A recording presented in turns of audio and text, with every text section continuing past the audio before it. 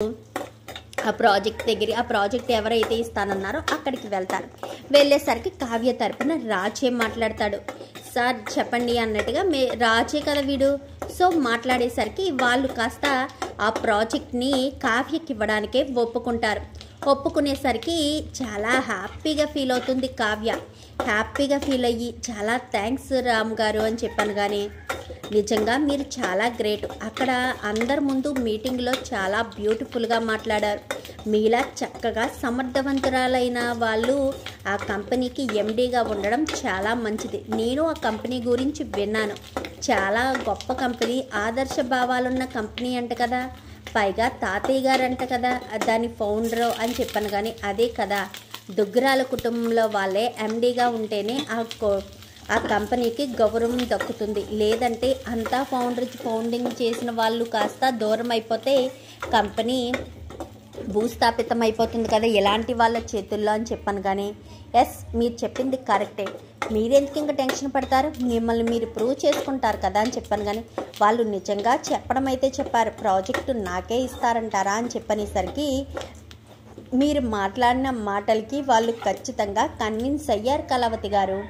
మీకే ఖచ్చితంగా ప్రాజెక్టు వస్తుంది. మీరు ఎలాంటి టెన్షన్ పడకండి, నేను చూసుకుంటాను కదా. ప్రాజెక్టు వచ్చేటట్టు నేను మీకు ఫేవర్గా ఉన్నాను కాబట్టి మీకు ఖచ్చితంగా ప్రాజెక్టు వస్తుందని చెప్పేసరికి వాళ్ళు కాస్త ఫోన్ చేసి మేడం ప్రాజెక్ట్ డీటెయిల్స్ అన్నీ మీకు పంపించాము అంటూ చెప్పేసరికి చాలా థ్యాంక్స్ సార్ అనగానే రేపు ఉదయానికే మీకు మెయిల్ వస్తుంది మేడం, ప్రాజెక్ట్ మీకు యాక్సెప్ట్ చేసినట్టు మా మేనేజర్ కూడా వచ్చి మీ చేత సంతకాలు చేయించుకుంటారు అనగానే సరే అని చెప్పి ఇంకా అనేసరికి కావ్య వాళ్ళకి ఇచ్చిన 2 days టైం కాస్త గడిచిపోతుంది. గడిచిపోయేసరికి మళ్ళీ బోర్డు మీటింగ్ ఏర్పాటు చేస్తాడు సిద్ధార్థ్.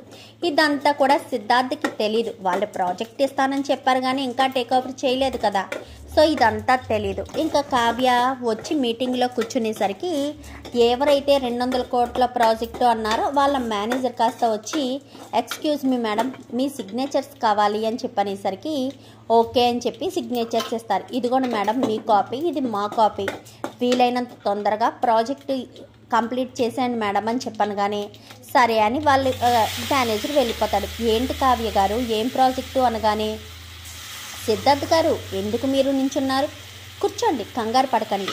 ఇప్పుడు నేను ఈ ప్రాజెక్టు ఏ ప్రాజెక్ట్ అనుకుంటున్నారు, సిద్ధార్థ్ గారిని ఎండీగా చేస్తే ఈ ప్రాజెక్టు తెప్పిస్తాను అని చెప్పారు కదా. నన్ను నేను ప్రూవ్ చేసుకుంటే నేనేంత టాలెంటెడో మీకు అర్థమవుతుంది. అప్పుడే నాకు ఎండీ సీట్ ఇస్తాను అని చెప్పారు కదా.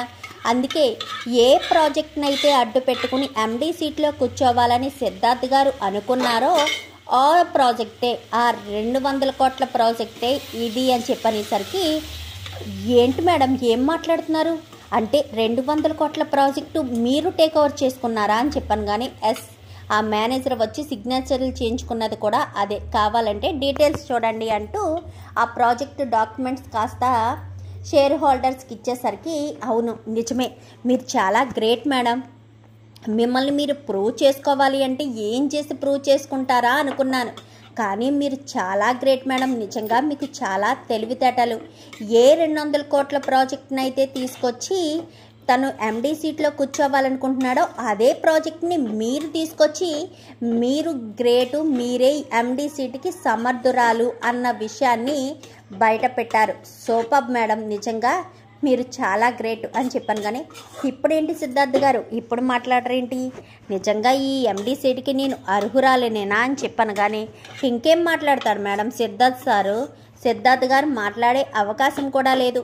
ఎప్పుడో ఆవేశానికి ఇలా వచ్చి కనిపించి వెళ్ళే వాళ్ళకి ఏం తెలుస్తుంది మేడం ఇలాంటివన్నీని.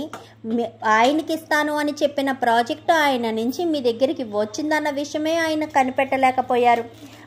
ఆయనలో ఏ టాలెంట్ ఉంది, నాకు తెలిసి ఎండీ సీట్ కోసమే ఇదంతా ప్లాన్ చేసి ఉంటారు మేడం అని చెప్పనేసరికి అవన్నీ మనకి ఎందుకండి, నన్ను నేను ప్రూవ్ చేసుకోమన్నారు, ఎండీ సీట్కి నేను అర్హురాలనే అని చెప్తున్నారు కదా అని చెప్పాను. కానీ ఎస్ మేడం షూర్, మీరు నిజంగా ఎండీ సీట్కి అర్హురాలే, లేదంటే మీ టాలెంట్ని మీరు తక్కువ చేసుకోవడం చాలా తప్పు. మీరు నిజంగా చాలా టాలెంటెడ్ పర్సన్ అని చెప్పి ఇంకా అందరూ కూడా మెచ్చుకునేసరికి చాలా సంతోషపడిపోతుంది. ఇంకా కావ్య ఎండీగా కొనసాగుతుందని అందరూ చెప్తారు. ఇంకా శృతి ఇటు కమలు మేనేజర్ ఇద్దరు కూడా చాలా సంతోషపడిపోతారు.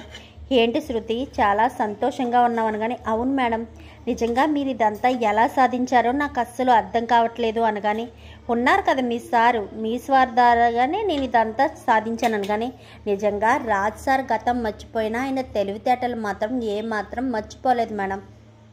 వీలైనంత తొందరగా రాజ్ సార్కి గతం గుర్తొచ్చేస్తే బాగుంటుంది కదా మేడం అని చెప్పాను. కానీ అదే నేను కోరుకుంటున్నాను శృతి అని చెప్పి కావ్య కాస్త డైరెక్ట్ యామిని దగ్గరికే వెళ్తుంది. యామిని దగ్గరికి వెళ్ళి యామిని చెంప చెల్లు మనిపిస్తుంది. ఏంటి నువ్వు ఆ సిద్ధార్థ్ కలిసి నన్ను భూస్థాపితం చేయడానికి ఇంత పెద్ద ప్లాన్ వేశారు, అందుకే వాడికి నీకు గట్టిగానే షాక్ ఇచ్చాను అని చెప్పి మాట్లాడుతుండగానే సిద్ధార్థ్ వస్తాడు. నువ్వెక్కడికి వస్తావని నాకు తెలుసు సిద్ధార్థ్. ఏంటి నా ఎండీ సీట్ కోసం చూస్తున్నావా? ఎండీ సీట్ కోసం కాదు కానీ దుగ్గిరాల ఇంటి పౌరుషం, ఇంటి వారసులే ఆ కంపెనీలో ఎండీగా ఉండాలి, లేదంటే కంపెనీ చేజారిపోతుందన్న ఒకే ఒక్క కారణం చేత నేను నీకు ఎండీ సీట్ ఇవ్వట్లేదు, అంతే తప్ప నాకు పదవి మీద ఎలాంటి వ్యామోహం లేదు అని చెప్పి కావ్య ఇద్దరికీ గట్టిగానే వార్నింగ్ ఇస్తుంది. ఇంకొకసారి ఇలాంటి పిచ్చి పిచ్చి డ్రామాలు పిచ్చి పిచ్చి నాటకాలు వేస్తే మాత్రం అస్సలు ఊరుకొని యామని, ఇదే చివరి వార్నింగ్ అని చెప్పి గట్టిగానే వార్నింగ్ ఇచ్చేసరికి ఇంకా యామని షాక్ అవుతుంది. సారీ మేడం, నా వల్ల కాలేదు అని చెప్పి సిద్ధార్థ్ కాస్త అక్కడి నుంచి వెళ్ళిపోతాడు.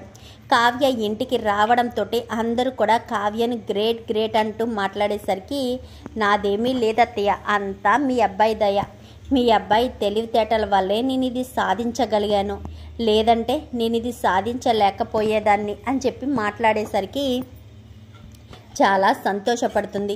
మీరిద్దరూ ఒకటవ్వాలని కోరుకుంటున్నాం కావ్య, ఇప్పటికైనా సమస్యలు తీరిపోయాయి కాబట్టి ఇప్పుడైనా రాజు నీకు ప్రపోజ్ చేస్తే బాగుంటుంది, మీరిద్దరూ సంతోషంగా ఉంటే బాగుంటుంది, అదే నేను కోరుకుంటాను. కానీ ఎప్పుడు రాజు నీకు ప్రపోజ్ చెయ్యాలని చూసినా కానీ ఏదో ఒక ఆటంకం వస్తుంది కాబట్టి ఏదో ఒకటి చెయ్యాలి అనగానే, అదే అర్థం కావట్లేదు అత్తయ్య గారు, ఎప్పుడు ఏదో ఒక ప్రాబ్లం వస్తూనే ఉంటుంది, లేదంటే ఆయన విషయంలో నేను ఎప్పుడూ తొందరపాటు నిర్ణయం తీసుకోను, ఆయన నాకు ప్రపోజ్ చేయాలనే కోరుకుంటాను, ఆయనతో కలిసి ఉండాలనే కోరుకుంటాను, దానికి సరైన సమయం లేదు, ఎందుకో నాకు అర్థం కావట్లేదు అని చెప్పనేసరికి, కంగారు పడకు కావ్య, మీ ఇద్దరికి మూడు ముళ్ళు పడితే ఎలాంటి ఇబ్బంది ఉండదు, ముందు రాజు లవ్నైతే నువ్వు యాక్సెప్ట్ చేయి, ఆ తర్వాత సంగతి తర్వాత చూసుకుందాం, రాజ్ ఎంతో సంతోషంగా నీ దగ్గరికి వస్తున్నాడు, నువ్వు డిసప్పాయింట్ చేసి పంపిస్తున్నావు, అలాగే చేస్తే వాడు మనసు శాశ్వతంగా విరిగిపోతే తర్వాత నువ్వు బాధపడేదానివి నువ్వే. ఒక్కసారి ఒక మనిషి మీద పెట్టుకున్న నమ్మకం వస్తుందనే భరోసా ఉన్న మనిషికి ఎంతసేపటికి రావట్లేదు, తనను నెగ్లెక్ట్ చేస్తుందన్న విషయం తెలిస్తే ఖచ్చితంగా రాజ్ లాగే బాధపడతారు. నువ్వు రాజుని నెగ్లెక్ట్ చెయ్యట్లేదు, కానీ రాజు మనసులో అదే బొరిబీజంలా నాటుకుపోయింది. అందుకనే చెప్తున్నాను, రాజుని వీలైనంత తొందరగా నీ వాడిని చేసుకో, వాడు మర్చిపోయిన గతం గుర్తొచ్చినా గుర్తు రాకపోయినా పర్వాలేదు, కానీ నువ్వు రాజు మాత్రం ఎప్పటికీ సంతోషంగా ఉండాలి, అదే నేను కోరుకుంటాను అని చెప్పి అందరు కూడా మాట్లాడతారు. అలాగే అత్తయ్య అని చెప్పి కావ్య కాస్త వెళ్ళిపోతుంది. ఇంకా రుద్రాని రాహుల్ కాస్త గదిలోకి వెళ్ళి యామనికి ఫోన్ చేసేసరికి, ఆంటీ నేను చూసుకుంటాను, మీరేమీ ఇన్వాల్వ్ కాకండి, కావ్యకి నాకు మధ్య గొడవ, ఆ గొడవ ఎలా సర్దుమనుకోవాలో, రాజుని ఎలా సొంతం చేసుకోవాలో నాకు బాగా తెలుసు అంటూ ఇంకా రుద్రాని వాళ్ళకే షాక్ ఇచ్చినట్టుగా మాట్లాడుతుంది. ఇంకా యామని అయితే, నీ కర్మ నీకు ఎలా అనుభవించాలంటే అలా అనుభవించుకో, ఈ కావ్య గురించి చాలా తక్కువ అంచనా వేస్తుంది మమ్మీ ఈ యామని అనుకుంటూ ఉంటారు రాహుల్ అయితే. చూద్దాం మరి రాబోయే ఎపిసోడ్స్లో ఇలాగే జరగాలని మీరు కూడా కోరుకుంటే వీడియో నచ్చితే లైక్ చేయండి, ఛానల్ని సబ్స్క్రైబ్ చేసుకోండి, పక్కనే ఉన్న బెల్ సింబల్లో ఆల్ పై క్లిక్ చేయండి. ఇలా చేయడం వల్ల అందరికంటే ముందుగా చూడవచ్చు.